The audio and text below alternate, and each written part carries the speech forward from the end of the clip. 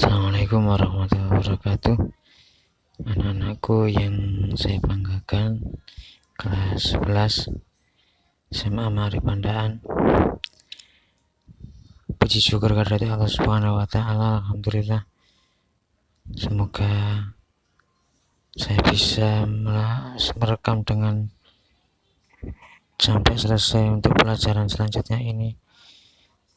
Karena doa-doa kalian, alhamdulillah saya sembuh dari penyakit tipes yang hampir setengah bulan kemarin.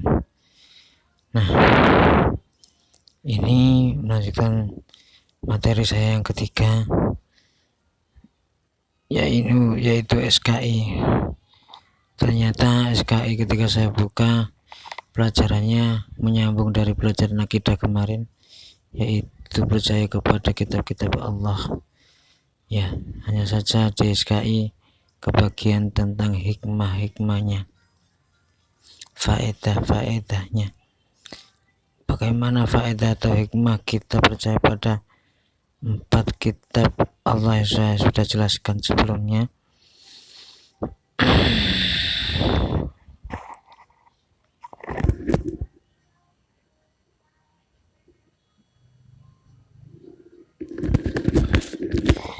Jadi saya ulang sedikit, bahwasanya Allah telah menurunkan 4 kitab yang pernah Allah turunkan, mulai dari Nabi Adam sampai Nabi Muhammad, yaitu diturunkan kepada Nabi Musa, Nabi Daud, Nabi Isa, dan Nabi Muhammad SAW, berupa Taurat, Zabur, Injil, dan Al-Quran.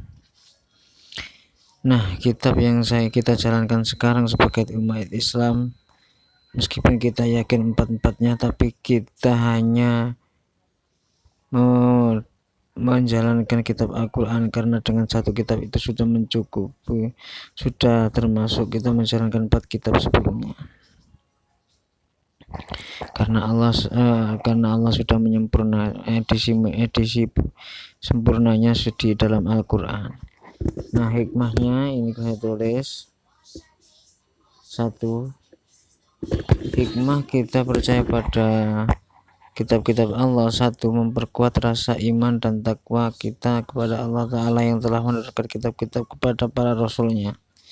Kita semakin iman kepada Allah, bahwa Allah itu maha kasih, maha sayang kepada kita. Buktinya kita diberi buku petunjuk untuk hidup di buminya, agar tetap selamat sesuai dengan jalan yang diinginkannya. Allah tidak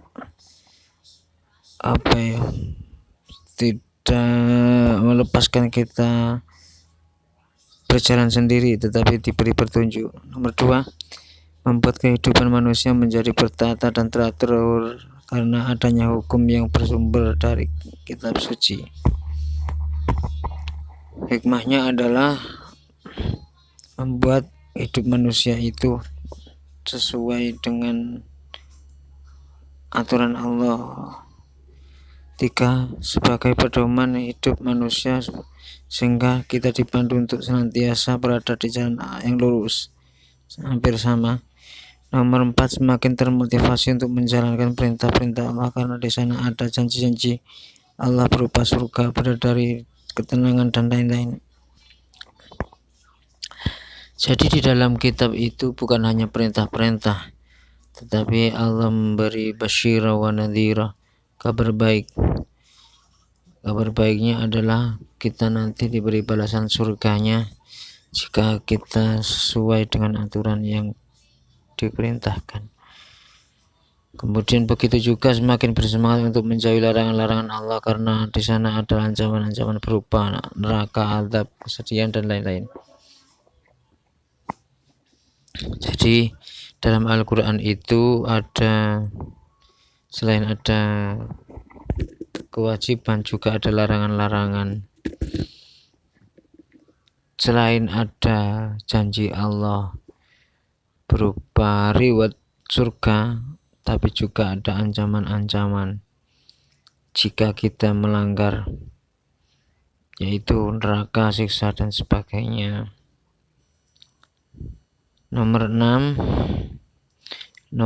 ini nomor selanjutnya sebenarnya ini nomor 7 ya. Ini nomor 7 dan yang ini nomor 6.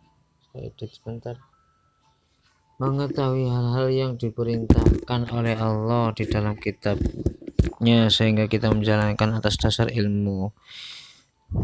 Dengan adanya kita percaya pada Al-Quran bahwa itu pedoman kita akan mempelajari Al-Quran. Di sana ada perintah dan larangannya sehingga kita tahu apa yang diperintahkan dan apa yang dilarang atas dasar ilmu. Nah, itu nomor 6 dan 7. Nomor 8 sekarang.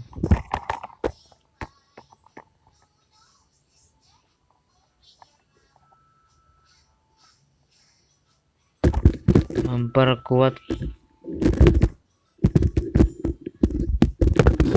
keyakinan adanya Rasul Allah, karena kitab-kitab Allah diturunkan kepada para Rasul. Dengan kitab apalagi Al-Quran itu ya, yang di dalamnya memuat nabi-nabi mulai Nabi Adam sampai Nabi Muhammad diceritakan di sana. Hikmah diturunkannya juga adalah Al-Quran memuat cerita-cerita itu sehingga ada bukti sejarah bahwa memang Allah pernah menurunkan rasul-rasulnya untuk membimbing untuk membimbing hamba-hambanya yang ada di bumi. Diturunkan para rasul. Nah, dibukukan atau diabadikan melalui sejarah kitab sucinya juga ya, ditulis di sana sejarah-sejarah keberadaan beliau-beliau. Itu juga salah satu hikmah. Seandainya tanpa teks Al-Quran kita mungkin banyak tidak tahu tentang keberadaan rasul-rasul terdahulu. Nomor 9, mendorong umat manusia untuk meningkatkan kapasitas dirinya dalam hal ilmu pengetahuan.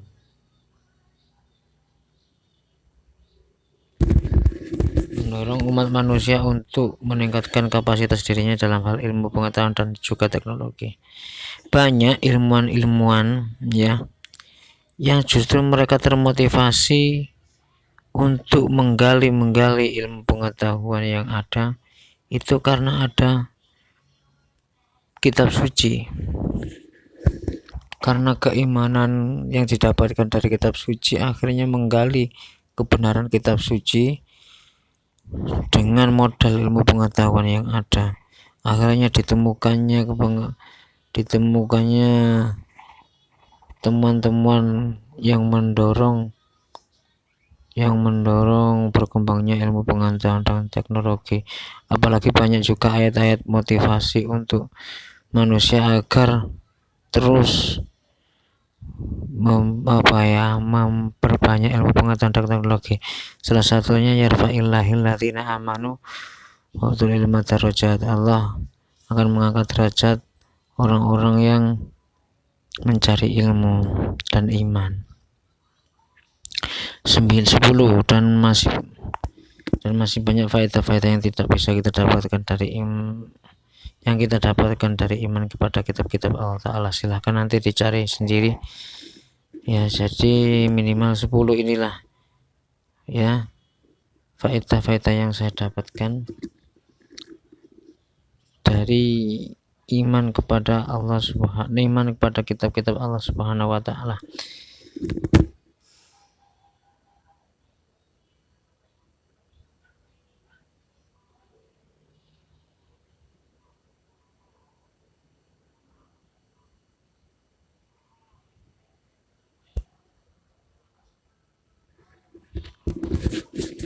Terima kasih telah menonton video saya. Materi ini tolong dirangkum seperti biasa, kemudian masukkan ke Google Form untuk tugas yang ketiga. Terima kasih. Semoga sehat selalu dan terus bisa belajar secara daring.